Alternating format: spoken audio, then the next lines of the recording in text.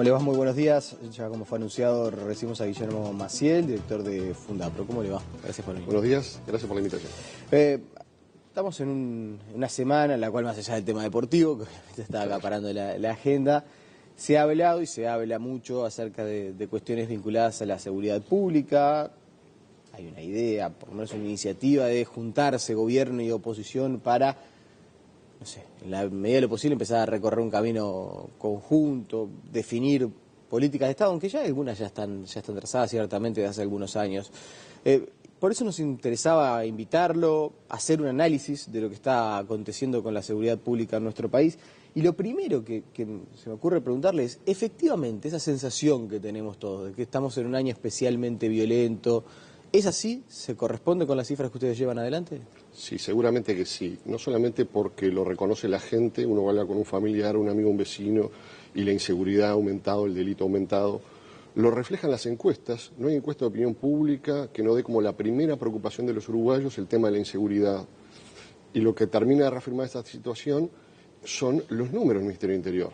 Es decir, los malos resultados o muy magros resultados del Ministerio del Interior, donde se demuestra que los índices delictivos se han disparado en forma realmente exponencial. Ha habido un gran desarrollo y expansión de dos grandes aspectos en la última década.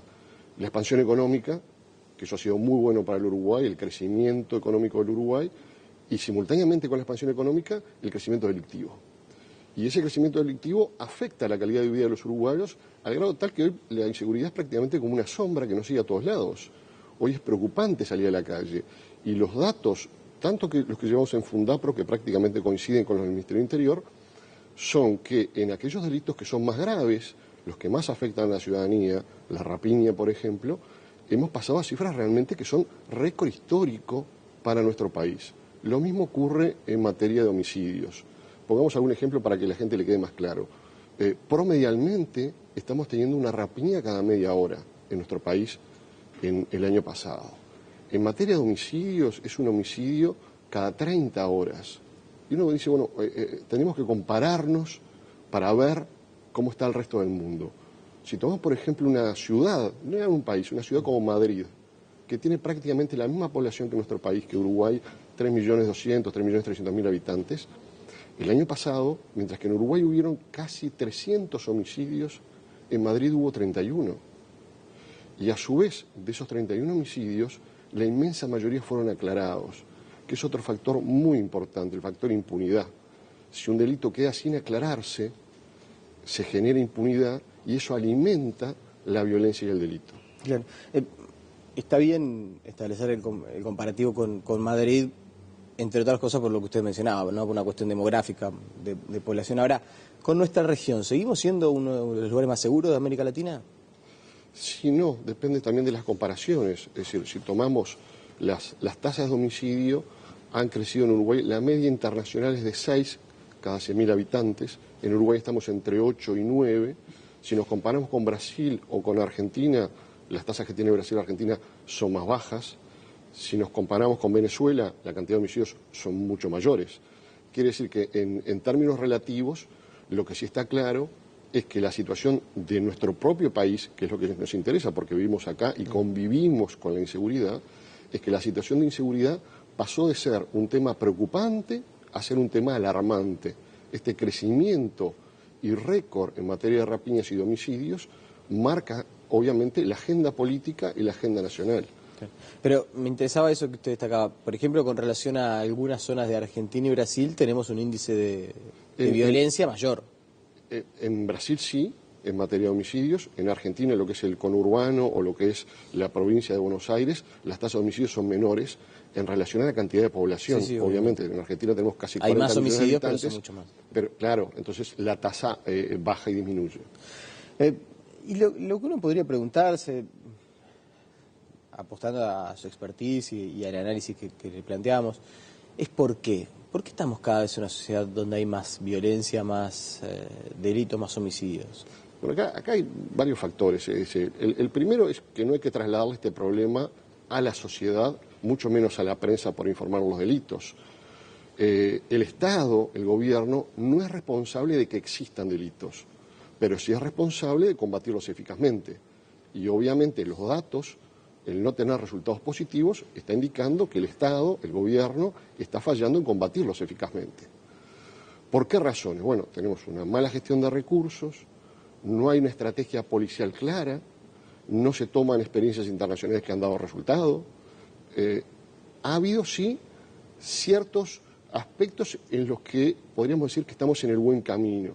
El Ministerio del Interior ha aumentado significativamente su presupuesto. El año pasado tenía unos 900 millones de dólares. Ha aumentado la cantidad de efectivos, tiene prácticamente 33.000 efectivos. Es una de las tasas más altas en el mundo de cantidad de efectivos policiales cada 100.000 habitantes. Hay 800 efectivos cada 100.000 habitantes. La media son 260. Somos una sociedad policial. Es decir, no nos faltan policías y no nos faltan recursos económicos.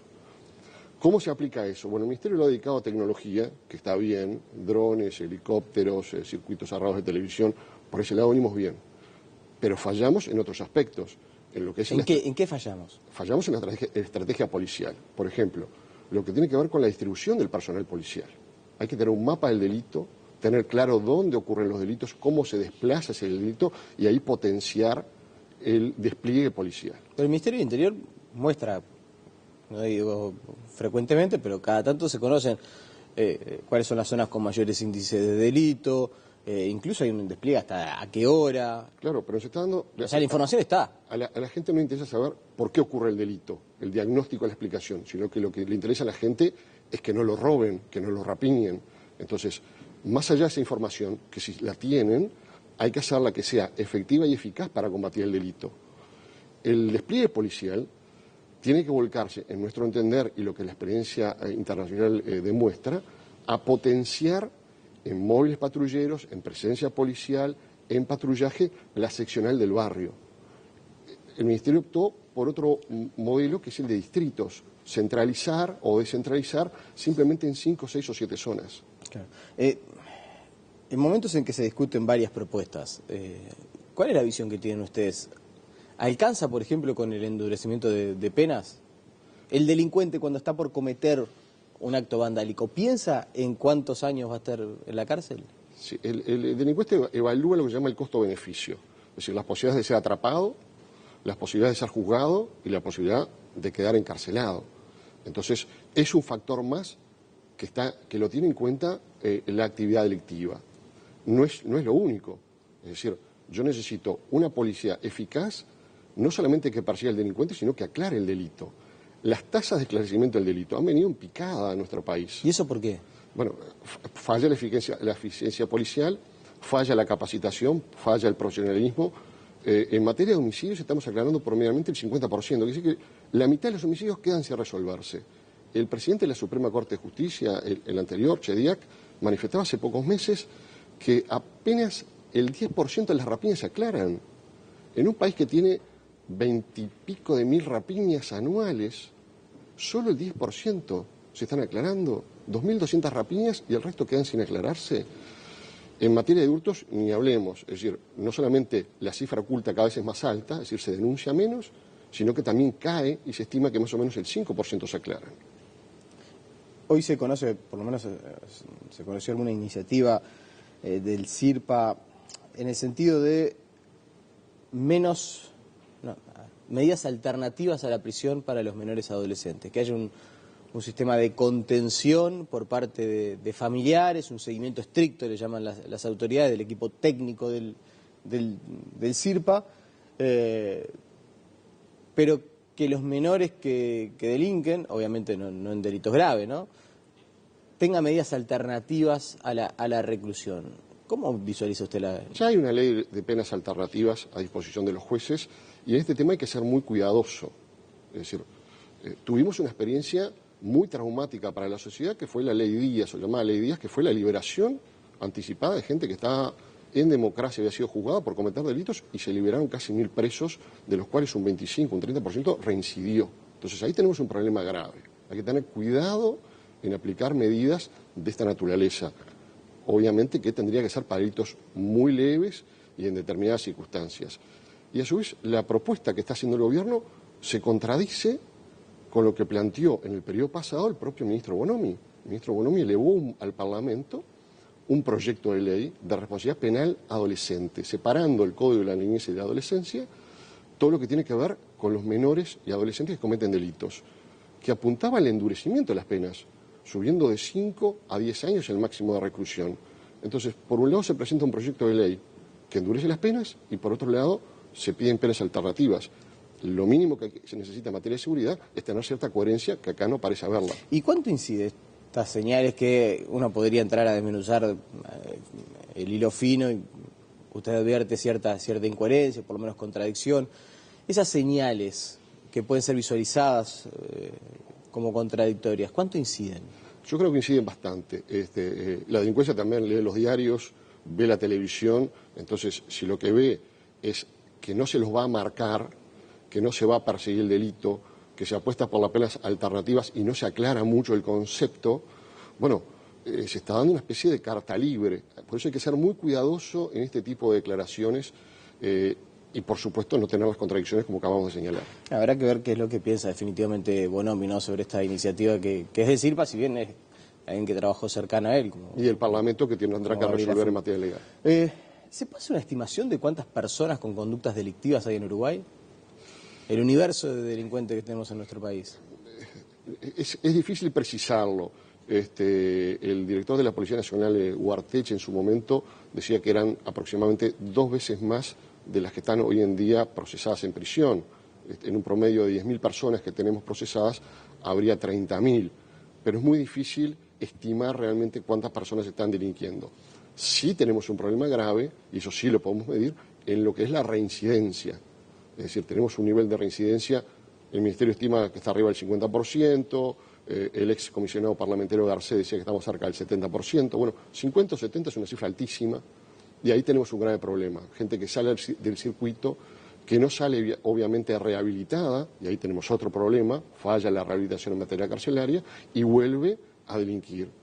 Por eso algunas de las propuestas que creo que el ministro Bonomi ha aceptado y que se planteó por parte de Vamos Uruguay, es la regla de la reincidencia múltiple. Es decir, una cosa es cuando uno delinque por primera vez, y ahí se le aplica la norma del Código Penal tal cual está, pero si es por segunda, tercera, cuarta vez, bueno, ahí sí, mayor firmeza frente a ese delincuente que ha cometido 2, 3, 4, 5 rapiñas o incluso homicidios. Mayor firmeza en cuanto al tiempo de reclusión. Al tiempo de reclusión, para dar a su vez más tiempo de rehabilitación. Una cosa va de la mano con la otra.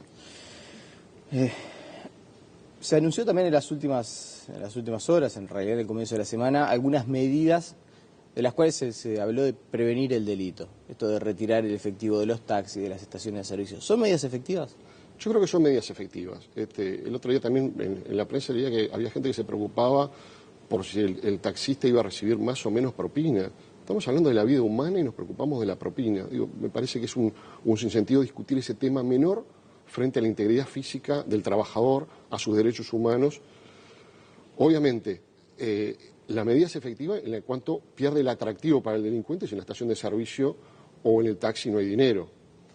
Pero tenemos que preocuparnos qué va a hacer el delincuente. Eso le iba a decir, si porque no va a desplazar lo que uno podría llegar a pensar es que eventualmente va a tener otro. No es que el delincuente, no puedo robar, va a buscar otro a trabajar. objetivo. De la experiencia que tuvimos en el Ministerio del Interior, veíamos cómo había una especie de zafra cuando uno apretaba la marca protegiendo trabajadores de transporte público, se desplazaba a supermercados, después carnicerías, después farmacias, es decir, como que va cambiando el rubro. Habrá que ir viendo cómo evoluciona, pero es una medida que está en el buen camino, el ir eliminando el dinero en efectivo, que es un atractivo para el delincuente. Pero entonces, habida cuenta su experiencia, esto es lo que podemos decir. Si la medida, cuando se concrete, efectivamente cumple el fin persuasivo de prevención y disuasión, los delincuentes esos van a ir a robar a otros lugares. ¿Cuáles son los comercios que usted identifica como que empiezan a estar en peligro o en mayor peligro a raíz de esta situación? Habría que entrevistar a los delincuentes, yo realmente no puedo saber. Bueno, pero usted tiene experiencia y mencionaba.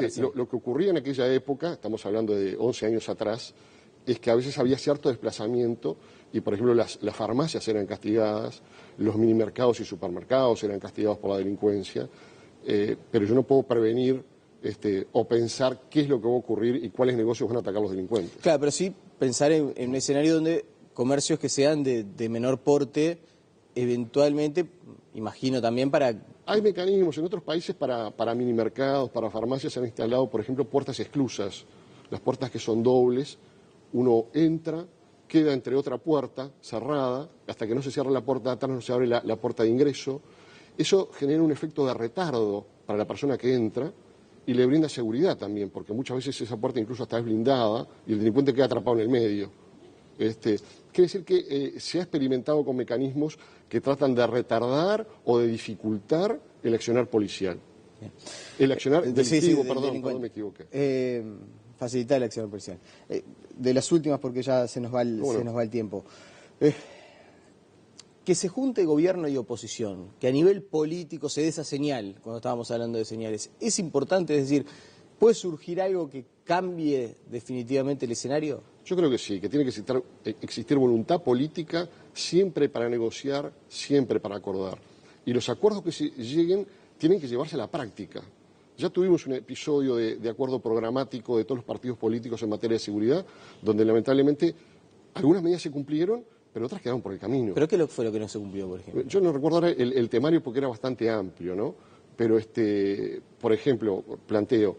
el tema que el ministro Bonomi también ahora parece que está acompañando, que es que aquellos reclusos que salgan en salidas transitorias estén monitoreados por pulseras electrónicas o por tobilleras. Bueno, si eso se plantea y se llega al acuerdo, bueno, luego hay que implementarlo efectivamente. Es decir, que la medida no quede solamente en el papel, sino que se lleve a la práctica. Bien. Guillermo Maciel, le agradecemos su presencia esta mañana aquí en Un gusto, Telemundo. las órdenes. La pausa y seguimos con mucha más noticias.